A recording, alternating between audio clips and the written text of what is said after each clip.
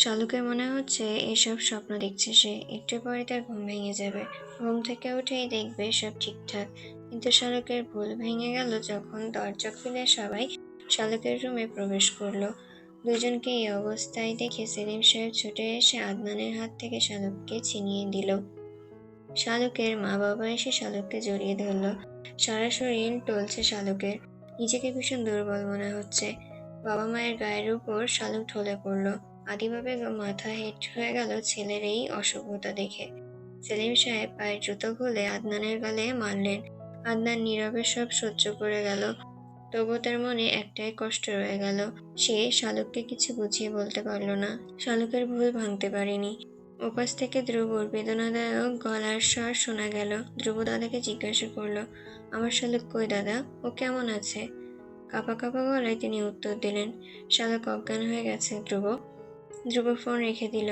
নুরুল ইসলাম সাহেবের চোখে জল চলে এলো। এই বয়সে এসে নিজের নাতির এত বেহায়াপনা দেখবেন কখনো ভাবেননি তিনি। আদনান তার বড় নাতি, সবার বড় আদনান। কত আদরের ছিল এই নাতি। দাদার হাত ধরে ঘুরতে বেরোতো, দাদার কাঁধে চড়ে বাজারে চলে যেত। প্রথম নাতি হিসেবে, পরিবারের প্রথম সন্তান হিসেবে আদনান সবার অনেক ভালোবাসা স্নেহ পেয়েছে। সেই স্নেহ এখনো আছে বলেই তো সেই দিন অত বড় ঘটনা ঘটনার পরেও কেউ আদনানকে বাড়ি থেকে বের হয়ে যেতে দেয়নি। সকালবেলা শালুক নিজেকে মায়ের পাশে শুয়ে থাকতে দেখে কিছুটা অবাক হলো। ঘড়িতে তখন 7:30 বাজে। হাসনা বেগম এতক্ষণ বিছানায় থাকার মানুষ নন, তবে এখনো শুয়ে আছেন যে এখানে। শাপলা বসে আছে মায়ের পাশে। শালুক বের হতে গেলে হাসনা বেগম ডেকে বলল, আগে ধ্রুবর সাথে কথা বল কল দিয়ে। শালুকের অন্তরাত্মা শুকিয়ে গেল শুনে। ধ্রুবর সাথে কথা বলবে কিভাবে সে? ধ্রুব কি তাকে বিশ্বাস করবে? যদি সত্যি তাকে মিথ্যাবাদী ভাবে ধ্রুব, শালুক সে আঘাত কিভাবে সহ্য করবে? ভয়ে শালুক ধ্রুবকে কল দিল না, চুপচাপ বসে রইল জানালার পাশে। কিছুক্ষণ পর শালুকের বাবা এলেন শান্তকে নিয়ে। শান্ত আজ সকাল সকাল উঠে গেছে ঘুম থেকে। পাশে মাকে না দেখে অস্বাভাবিক আচরণ করছিল। স্ত্রীকে শুয়ে থাকতে দেখে ফারাজ আহমেদ জিজ্ঞাসা করলেন, কি হয়েছে তোমার? আজ রান্নাঘরে গেলে না যে? হাসনা বেগম বিছানায় উঠে বসলেন।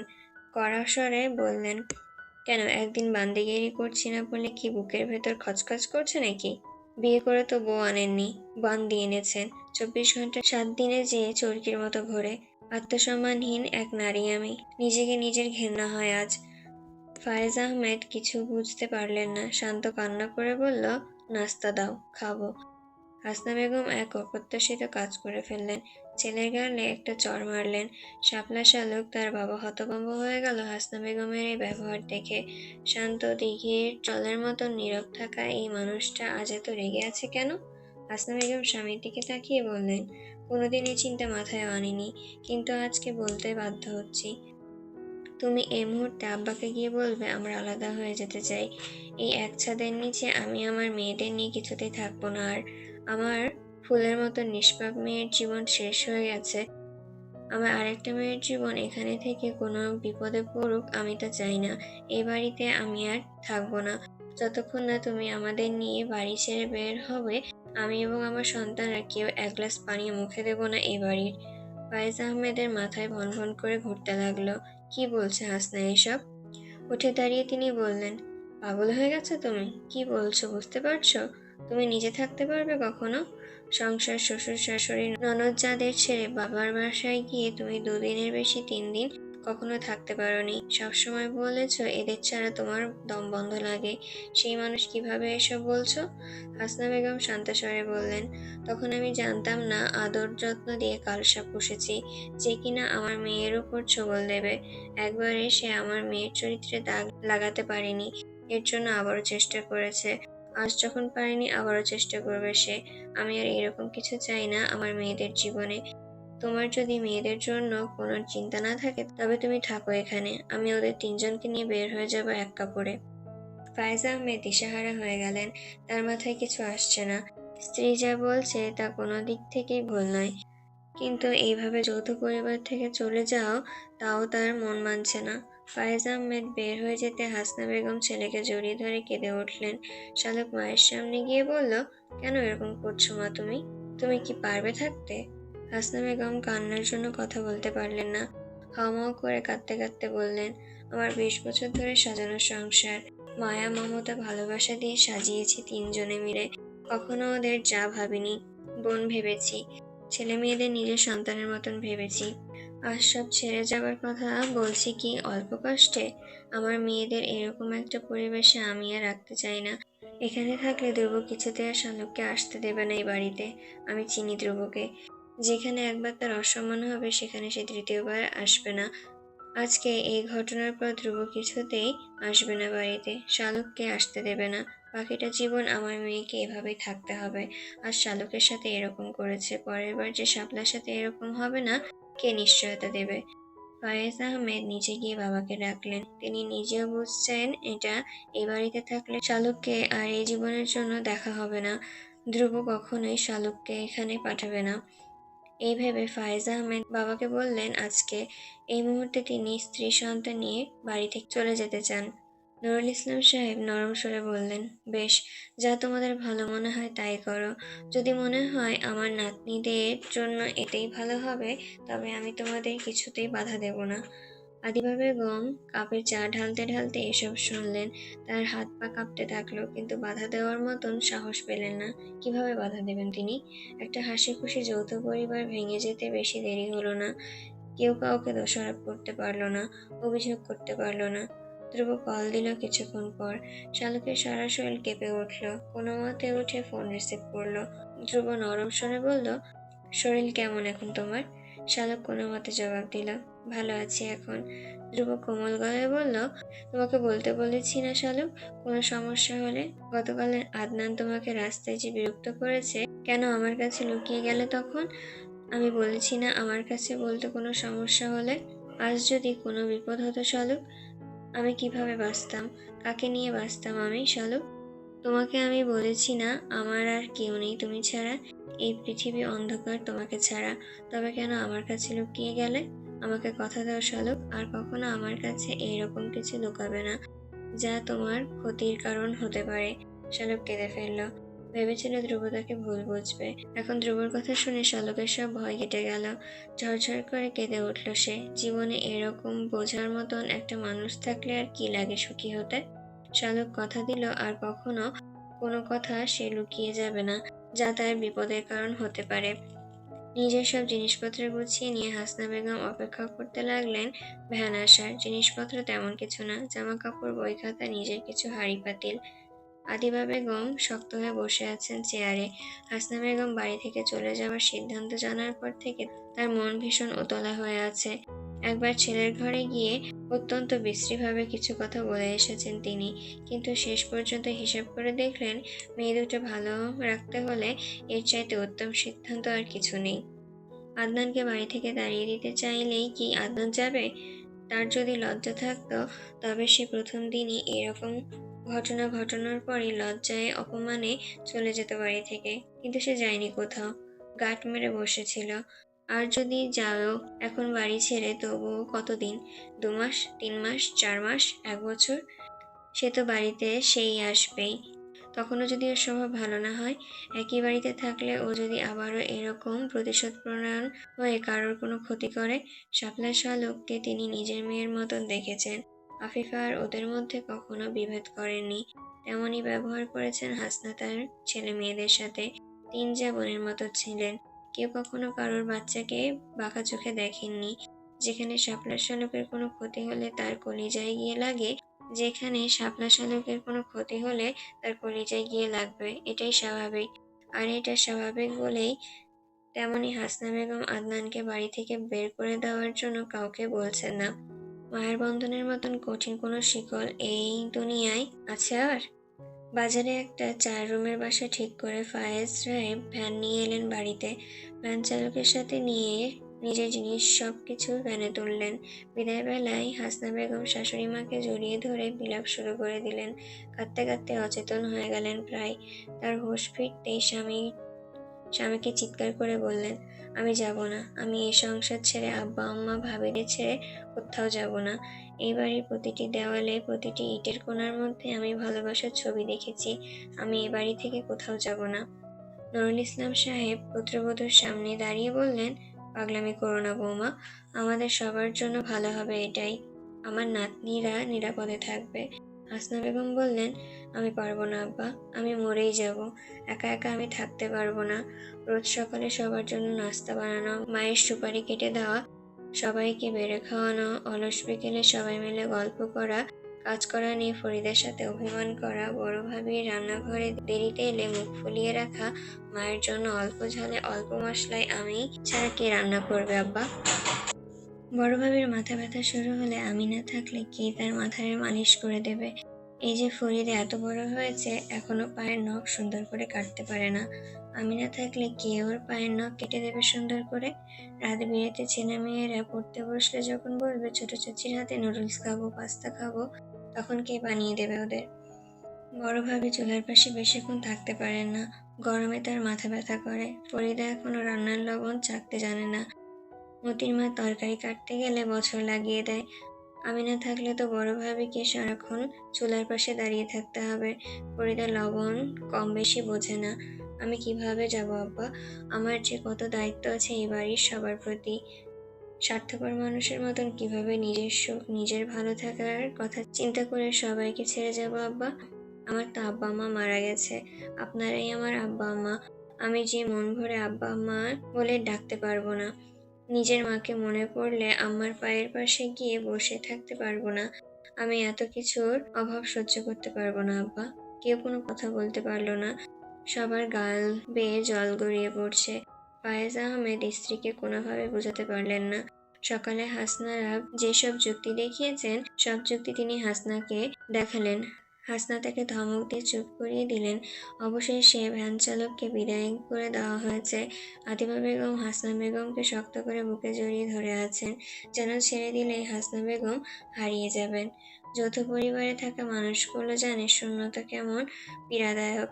একই সাথে একই ছাদের নিচে যেই মানুষ একসাথে বছরের পর বছর কাটানো হয়, সেই মানুষটা যখন আলাদা হয়ে যেতে চায় তখন বুকটা ফেটে যায় যন্ত্রণায়।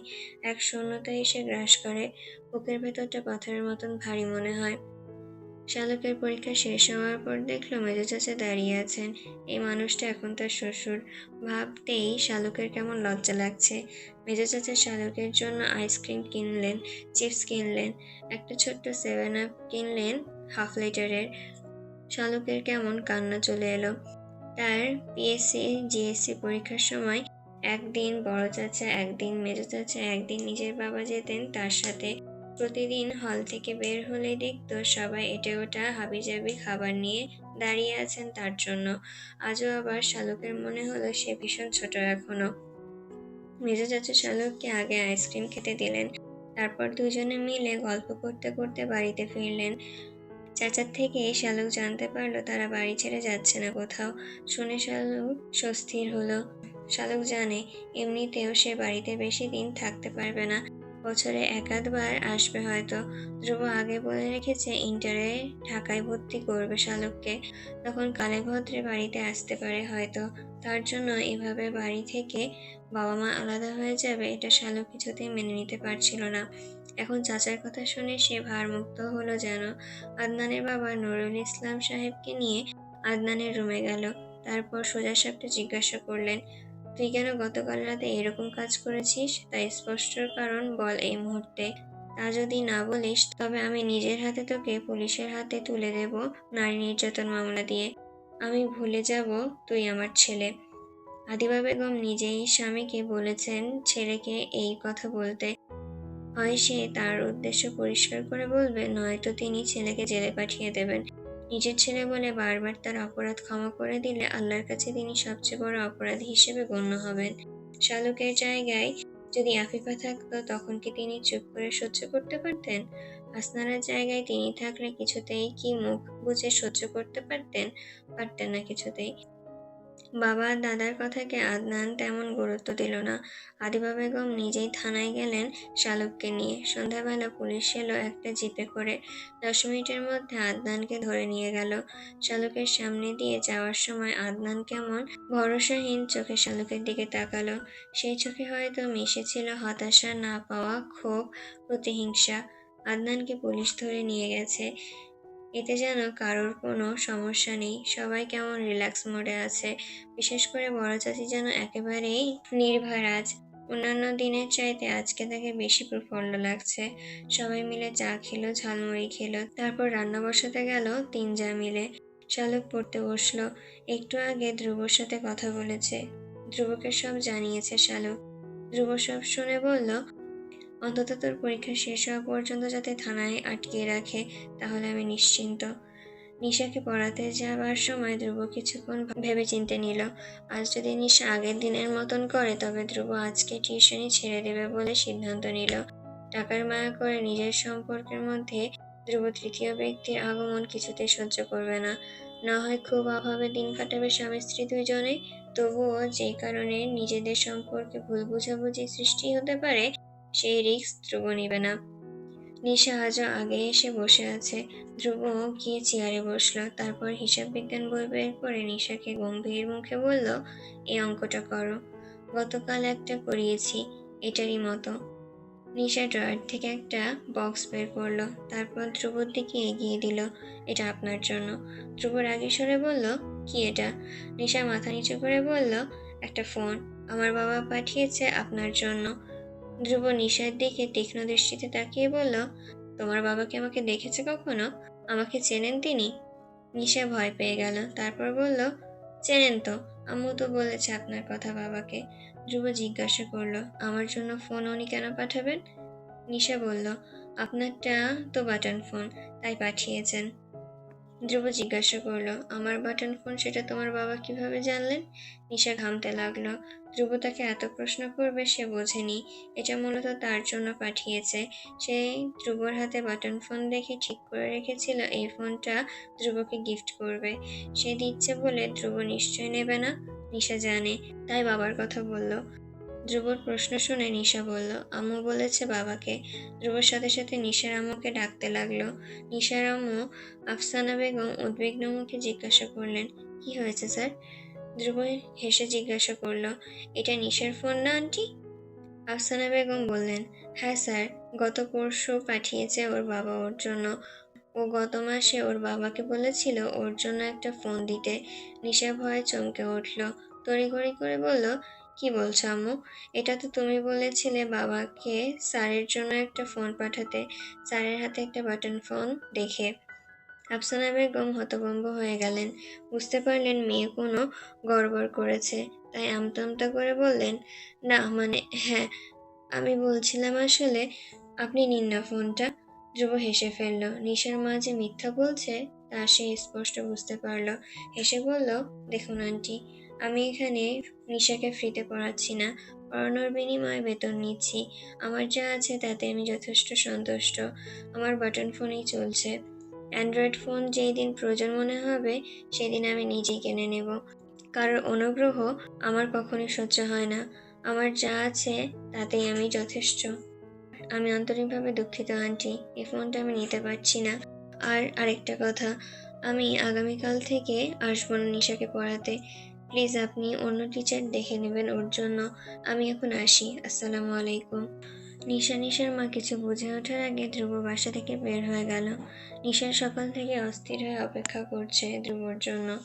ধ্রুব স্যার গতকাল চলে গেছেন অমন করে, তারপর থেকে নিশা অস্থিরতা বেড়েই গেছে। কয়েকবার মায়ের কাছে গিয়ে বলল, মা ধ্রুব স্যার কখন আসবেন? আমার ভীষণ অস্থির লাগছে। আফসানা জবাব দিলেন না। নিশা তার একমাত্র মেয়ে, যা চেয়েছে তাই পেয়েছে ছোট থেকে। কোনো কিছুতে না শব্দ নিশা সহ্য করতে পারে না বলেই কোনো কিছু না পেলে নিশা ভীষণ অ্যাগ্রেসিভ হয়ে ওঠে। আফসানা মেয়ের এই জেদকে ভয় পান। আফসানার জরায়ু অপারেশন করে ফেলা হয়েছে, নিশা তার নারী ছেঁড়া ধন। মেয়ের এমন অস্থিরতা দেখে আফসানা ধ্রুবকে কল করলেন আড়ালে গিয়ে। ধ্রুব তখন বাসা থেকে বের হয়েছে সবে মাত্র। আফসানার কল দেখে ধ্রুব কল রিজেক্ট করে দিল। আফসানা আরো 3বার কল দিলেন, ধ্রুব রিসিভ করলো না। নিশা কিছু একটা সন্দেহ করেছে বোধহয়। আফসানার কাছে যখন এলো ততক্ষণে নিশার চোখ মুখ ভয়ঙ্করভাবে ফুলে গেছে। আফসানার বুক ফেটে কান্না আসে মেয়ের এই অবস্থা দেখে। মাকে জড়িয়ে ধরে নিশা ফুপিয়ে কাঁদতে শুরু করে দিল। রোদ ঝলমলে দিনের রোদ ঝলমলে দিনটা মুহূর্তে আফসানার কাছে মেঘাচ্ছন্ন অন্ধকার হয়ে ধরা দিল। তার মেয়ে তার জীবনের সূর্য, সেই সূর্য না হাসলে আফসানার জীবন অন্ধকার। আফসানার ফোন নিয়ে নিশা কল দিল আবার। ধ্রুব রিসিভ না করায় নিশা টেক্সট পাঠালো। মেসেজ পড়ে ধ্রুব কল ব্যাক করলো আফসানাকে। নিশা রিসিভ করে হাউমাউ করে কেঁদে উঠল। ধ্রুব বুঝতে পারলো না ব্যাপারটা কি হয়েছে।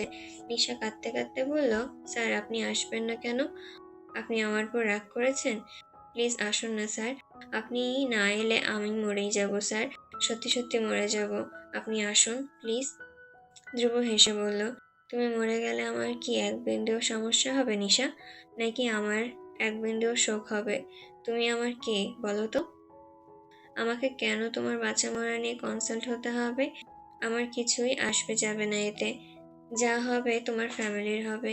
নিজের ফ্যামিলির কথা না ভেবে যে থার্ড পার্সন কারোর জন্য মরে যাবার কথা বলতে পারে, তাকে আমার কাছে কোনো বিচক্ষণ মানুষ বলে মনে হয় না। মরে যায় কাপুরুষেরা। সাহসীরা জীবনের প্রতিটি ঝড়কে সাহসের সাথে মোকাবেলা করে। আমি তোমাকে পড়াবো না বলেই আন্টিকে জানিয়ে দিয়েছি। অযথা এইসব পাগলামি না করে লেখাপড়ায় ফোকাস করো। নিশা কাঁপতে কাঁপতে ফোন রেখে দিল। আফসানা মেয়েকে জড়িয়ে ধরে বলল, তুই একটু স্থির হ মা। আমি যেভাবেই হোক ওনাকে আনবো। তুই পাগলামি করিস না। তুই ছাড়া আমার দুনিয়ায় কেউ নেই। নিশা মাথা নাড়িয়ে নিজের রুমে ঢুকে গেল। আফসানা বুক কেঁপে উঠল যখন দেখলো নিশার রুমের দরজা বন্ধ করে দিয়েছে। সারাদিন নিশা আর রুমের দরজা খুলল না, খাবারও খেলো না। আফসানা বাইরে থেকে ডাকতে ডাকতে ক্লান্ত হয়ে গেলেন। ভেতর থেকে নিশা বলল, ধ্রুব স্যার না ডাকা পর্যন্ত আমি দরজা খুলবো না, কিছু খাবো না। হয় ধ্রুব স্যার আসবে, নয়তো নিশা এইভাবেই শেষ হয়ে যাবে। আফসানা ধ্রুবকে বারবার কল দিতে লাগলো। ধ্রুব আফসানার নাম্বার ব্লক লিস্টে ফেলে দিল বিরক্ত হয়ে। আফসানা উপায় না পেয়ে তার বোনের নাম্বার থেকে ধ্রুবকে কল দিল পরের দিন সকালে। ধ্রুব রিসিভ করতে ওপাশ থেকে আফসানা বিলাপ করতে লাগলেন, ধ্রুব বাবা, তোমার কাছে আমি আমার মেয়ের জীবন ভিক্ষা চাই। আমার কলিজার টুকরো শেষ হয়ে যাচ্ছে বাবা। গতকাল সকাল থেকে ও রুমের দরজা বন্ধ করে আছে। এক ফোঁটা পানিও আমার মেয়ে খায়নি। তুমি না এলে ও দরজা খুলবে না বাবা। তোমার পায়ে পড়ি, একবার আসো। ধ্রুব হতভম্ব হয়ে গেল শুনে। এই মেয়ে কি পাগল নাকি? ধ্রুবর হতাশ লাগে। কিছুক্ষণ ভেবে ধ্রুব নিশাদের বাসায় গেল। বাসার ভেতরে পা দিতেই ধ্রুব অবাক হয়ে গেল। এত মানুষ! নিশার মাম্মা মামি খালারা সবাই এসেছে। সবাই ডাকাডাকি করছে নিশাকে। নিশা সাড়া দিচ্ছে না।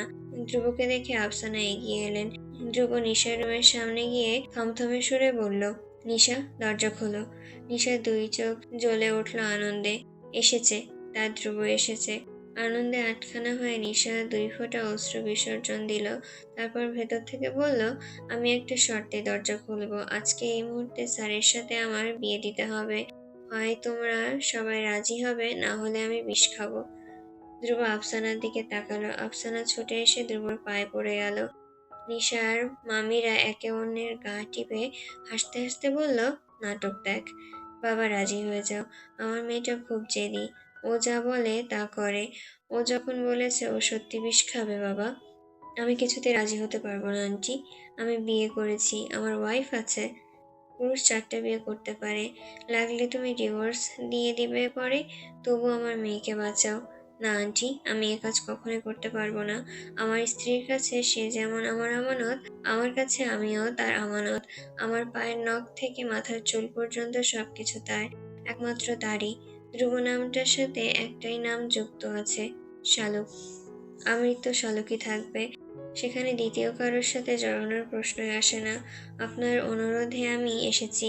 এসব জানলে আমি কখনোই আসতাম না। নিশা ভেতর থেকে বলল, ঠিক আছে স্যার, আমি বাঁচি আর মরি, আপনার যখন কিছুই না, তাহলে আমি আর বাঁচতে চাই না।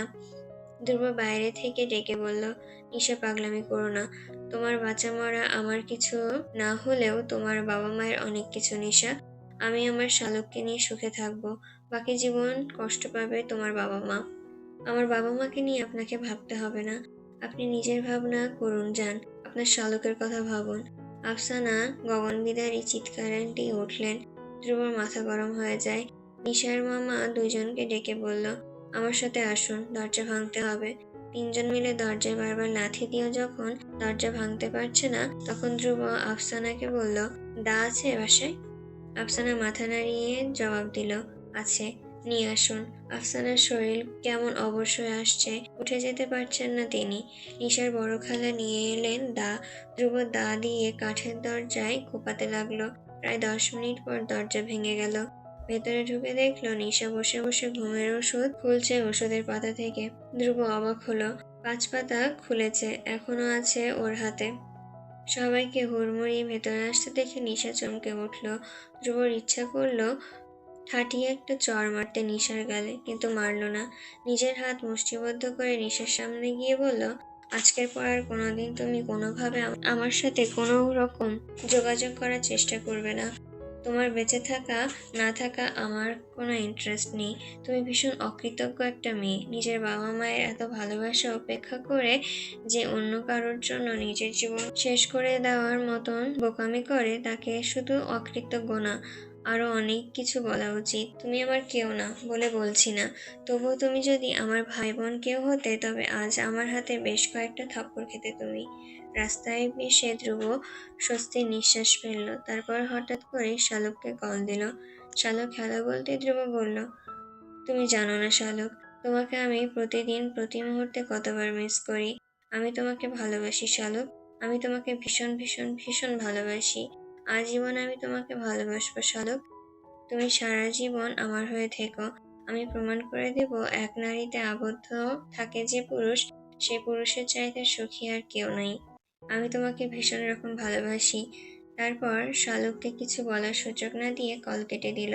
আনন্দে শালুকের 2 চোখ টলমল করতে লাগলো। মনে হলো এই পৃথিবীতে সবচেয়ে সুখী মেয়ে যার এরকম একটা স্বামী আছে, যে তাকে ভীষণ ভালোবাসে। শালুকের সব পরীক্ষা শেষ হতে 15 দিন সময় লাগলো। পরীক্ষা যেই দিন শেষ হলো সেই দিনই শোরুম থেকে বের হয়ে ধ্রুব গাড়িতে উঠলো। শালুকের আগেই বলে রেখেছিল রেডি হয়ে থাকতে। শালুকের কেমন শূন্য শূন্য লাগছে চলে যাবার কথা শুনেই। আবার কবে আসবে কে জানে, কতদিন হয়ে যাবে কারোর সাথে আর দেখা হবে না, বাবা মাকে দেখবে না। স্কুল থেকে ফিরতেই শালুক উদাস হয়ে বসে রইল। আনমনা হয়ে ভাবতে লাগলো সবার কথা।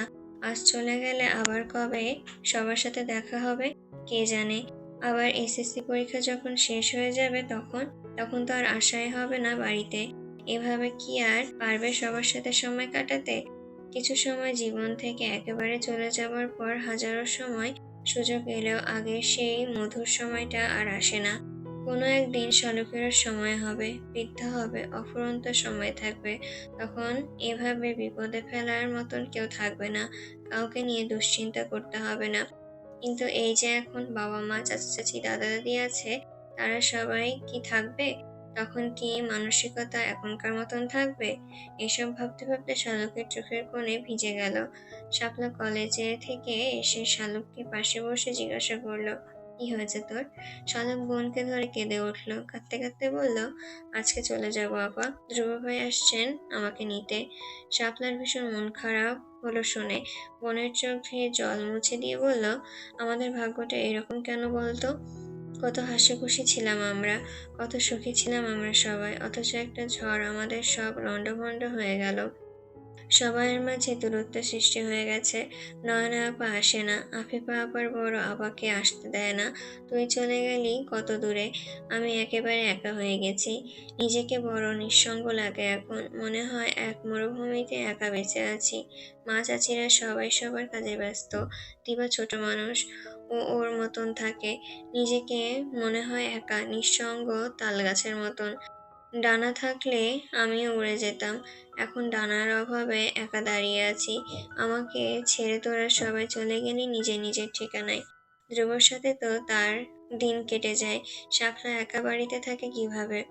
শালুকের মন খারাপ হলো আরো বেশি বোনের কথা শুনে। আসলেই তো, ওর কেমন লাগে জানি। শাপলা বলল, আয় তোর ব্যাগ গুছিয়ে দেই। দুবোনে মিলে ব্যাগ গোছাতে লাগলো। রান্নাঘরে হাসনা বেগম ভীষণ ব্যস্ত। ধ্রুবর পছন্দের খাবার রান্না করছেন তিনি, বক্সে করে সব দিয়ে দেবেন। ধ্রুব যে বাড়িতে এক গ্লাস পানিও খাবে না তা তিনি জানেন, তাই তড়িঘড়ি করছেন। তার সাথে হাতে হাত লাগিয়ে সবাই কাজ করছে। আদিবা বেগম দুধ পুলি পিঠা বানাচ্ছেন। সবাই ভীষণ ব্যস্ত। ধ্রুব এলো 10টার দিকে, এসে দেরি করলো না আর। সবার সাথে দেখা করে কথা বলে শালকের হাত ধরে বের হয়ে এলো। শালক নীরবে অশ্রুপাত করছে, তাও দেখলো ধ্রুব, কিন্তু কিছু বলল না। প্রতিটি মেয়ের জন্য এই মুহূর্ত ভীষণ বেদনাদায়ক। তাকে যদি এ সময় বলা হয় এত কান্নার কি আছে, তবে তা হলো চরম অমানবিকতা। প্রতিটি মেয়ের জন্য এটা খুব নাজুক সময়। তাদের মন তখন অল্পতে আঘাত পায়। রিকশায় বসে ধ্রুব শালকের মাথা নিজের বুকে নিয়ে বলল, আমি বুঝতে পারছি তোমার খুব খারাপ লাগছে শালক। আমি এও জানি তোমাকে আরো কয়েকটা দিন থাকতে দেওয়া উচিত ছিল, কিন্তু আমার দিকটা তুমি একবার ভেবে দেখো। আদনান যে কোনো সময় বের হয়ে আসতে পারে, তারপর তোমার যদি কোনো ক্ষতি করে দেয়ও। আমার জায়গায় তুমি নিজেকে দাঁড় করিয়ে একবার ভেবে দেখো, আমি ভুল করেছি নাকি ঠিক করেছি। আমি তোমাকে নিয়ে কোনো রিস্ক নিতে চাই না শালক। 1% রিস্কও তোমাকে নিয়ে নিতে পারবো না। তবুও যদি তোমার মনে হয় আমার কাজটা ভুল হয়েছে, তবে আমি আন্তরিকভাবে দুঃখিত। শালকের বিপরীতে কিছু বলতে পারলো না। ধ্রুব ভুল কিছু করেনি। রিকশা থেকে নেমে দুজনে বাসে উঠলো। ধ্রুব শালককে সিটে বসিয়ে দিয়ে নেমে গেল। বার্মিজ আচার, তেঁতুলের আচার, চিপস, জুস, কেক কিনে আনলো। চলন্ত গাড়িতে শালক ঘুমিয়ে পড়ল ধ্রুবর কাঁধে মাথা রেখে। ধ্রুবর মনে হলো কত লক্ষ কোটি বছর পার হয়ে গেছে এর মধ্যেই। শালক তার থেকে দূরে ছিল। আজ বহুদিন পর ধ্রুবর মনে হলো প্রাণ পাখি তার কাছে ফিরে এসেছে। শালকের কপালে একটা আলতো করে চুমু খেলো সে।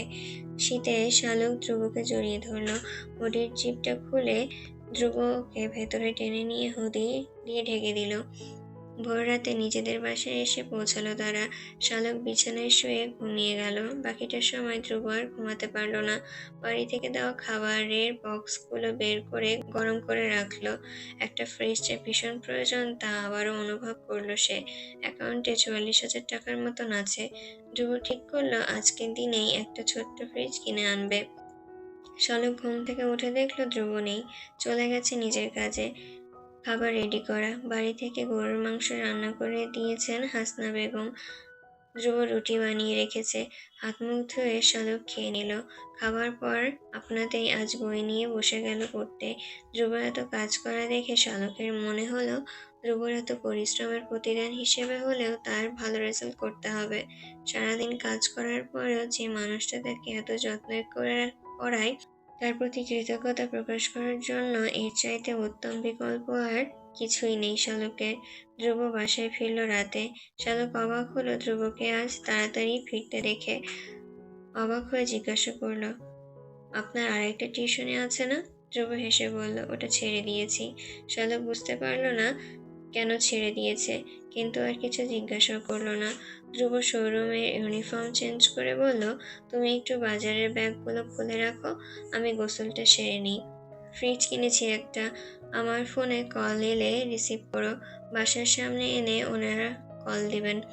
শালক চোখ বড় করে তাকালো, তারপর বলল, এই শীতের মধ্যে গোসল করবেন? ধ্রুব হাসলো। ধ্রুবর লাজুক হাসি দেখে শালক ভ্রু কুঁচকে তাকালো। শালকের পেছনে থেকে জড়িয়ে ধরে ধ্রুব বলল, কৃতজ্ঞতা প্রকাশ করো বোকাকুল। তোমাকে যে খুব সকালে ঠান্ডা পানিতে গোসল করানোর কষ্ট দিচ্ছি না, আমার অভ্যাস আছে। শালক প্রথমে বুঝতে পারল না ধ্রুবর কথা। ধ্রুব বাথরুমে ঢুকে যাওয়ার পর শালক বুঝলো ধ্রুব কি বলেছে। এমনিতেই আগে থেকে শালক একটু একটু জানতো, কিন্তু এবার বাড়িতে যাওয়ার পর দাদি তাকে স্বামী স্ত্রী সম্পর্ক নিয়ে অনেক কথা বলেছেন। সেসব শুনে শালক লজ্জায় রক্তিম হয়ে গেছে। আজ ধ্রুবর মুখে এই কথা শোনার পর শালকের নিজেকে ভীষণ বোকা মনে হলো। আসলে সে বোকা। ধ্রুব তাকে এমনি এমনি বোকা ফুল বলে না। লজ্জায় শালকের কান গরম হয়ে উঠল। ধ্রুবর কল এলো সে সময়। ধ্রুব জিজ্ঞাসা করলো বাথরুম থেকে, কে কল দিয়েছে? শালক বলল, নাম্বার সেভ নেই, আননোন নাম্বার। ধ্রুব গায়ে সাবান মাখতে মাখতে বলল, রিসিভ করে কথা বলো, আমাদের ফ্ল্যাটের নাম্বার বলে দাও, আমি বের হচ্ছি। শালক রিসিভ করতেই ওপাশ থেকে নিশার কান্না করতে করতে বলল, স্যার কেন চলে গেলেন এভাবে? আমি আমার ভুল বুঝতে পারছি স্যার। আমি প্রতিজ্ঞা করছি আমি আর কোনো রকম পাগলামি করব না কখনো। তবুও আপনি আসুন স্যার, আপনাকে এক নজর দেখতে পারলেই হবে। আমি জানি আপনি বিবাহিত, তবুও আমি আমার মনকে বোঝাতে পারছি না স্যার। আমাকে একটু দয়া করুন, একবার একটু দেখা দিন আমার সাথে। আর এরকম হবে না স্যার, প্লিজ আপনি আসুন। শালক হতভম্ব হয়ে শুনতে লাগলো সব। ধ্রুবর স্টুডেন্ট ছেলে নাকি মেয়ে তা শালক কখনোই জানতে চায়নি, ধ্রুব কখনো বলেনি। শালক ভেবেছে ছেলে স্টুডেন্ট, কিন্তু মেয়ে স্টুডেন্ট জানতে পেরে শালকের হাত পা কেমন কাঁপতে লাগলো। ভয়ে শালক কল কেটে দিল। লুঙ্গি পরে ধ্রুব বের হয়ে এলো, চুল মুছতে মুছতে বলল, কি বললো ওরা, এসেছে? শালক মাথা নিচু করে বলল, আপনার স্টুডেন্ট কল দিয়েছে, আপনি তাকে পড়াতে যাচ্ছেন না বলে খুব কষ্ট পাচ্ছে সে। শালকের কথায় ধ্রুব বিষাদের সুর শুনতে পেল।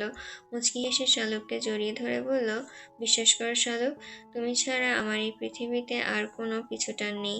আমার জন্য কে কষ্ট পেল, কে মরে গেল, সেসবে আমার কিছুই আসে যায় না, কিছুই না। আমার মাথা ব্যথা শুধু আমার বোকা ফুলকে নিয়ে। আমার জন্য সে কষ্ট না পেলেই হলো। ওর নাম নিশা, 3 মাস পড়িয়েছি ওকে আমি। মেয়েটাকে আমি বলেওছি আমি বিবাহিত। ওর সামনে বসে তোমার সাথে কথাও বলেছি, কিন্তু ও বিশ্বাস করতে চাইছে না। ও অনেক পাগলামি করতে শুরু করে দিয়েছে। এর জন্য ওকে পড়ানো বন্ধ করে দিয়েছি। এর জন্য তুমি যদি আমাকে ভুল বুঝে মন খারাপ করে থাকো, তবে আমার চাইতে কষ্ট আর কেউ পাবে না। শুধু আমাদের মধ্যে তৃতীয় ব্যক্তি হিসেবে নিশা যাতে না ঢুকে পড়ে, তার জন্যই আমি ওর থেকে নিজেকে সরিয়ে নিয়েছি। এরপর আর আমার কি করার আছে বলো? শালক ছলছল চোখে তাকিয়ে রইল ধ্রুবর দিকে। তারপর বলল, আমি আপনাকে ছাড়া থাকতে পারবো না। আমার খুব খারাপ লাগে, কেন লাগে আমি জানি না। তবে আজকে এতটুকু অনুধাবন করতে পেরেছি, আদনানের কথা শুনলে আপনার কাছে যেমন কষ্ট লাগতো, এতদিন আপনার সেই কষ্ট আমি অনুভব করতে পারতাম না। কিন্তু আজকে হাড়ে হাড়ে টের পাচ্ছি সে যন্ত্রণা। আমি ছাড়া যেমন আপনার আর কেউ নেই, আজ এই মুহূর্তে ভীষণভাবে অনুভব করছি আপনি ছাড়া আমার এই পৃথিবীতে একান্ত আপন বলতে কেউ নেই। আপনি আমি আপনাকে হারাতে পারবো না। শালক নিজেই ধ্রুবকে জড়িয়ে ধরল। ওর কান্না দেখে ধ্রুব ওর চুলে হাত বুলিয়ে দিল। তারপর শালকের মুখের উপরের দিকে তুলে একটা চুমু খেলো। সারা শরীর কেঁপে উঠল শালকের, মনে হলো বৈদ্যুতিক শক খেয়েছে সে। শালক নিজে আরো শক্ত করে জড়িয়ে ধরল ধ্রুবকে। সেই চরম রোমান্টিক মুহূর্তে নিষ্ঠুরভাবে ধ্রুবর কল এলো। ফ্রিজ নিয়ে এসেছে। লজ্জা পেয়ে শালক বারান্দায় ছুটে গেল।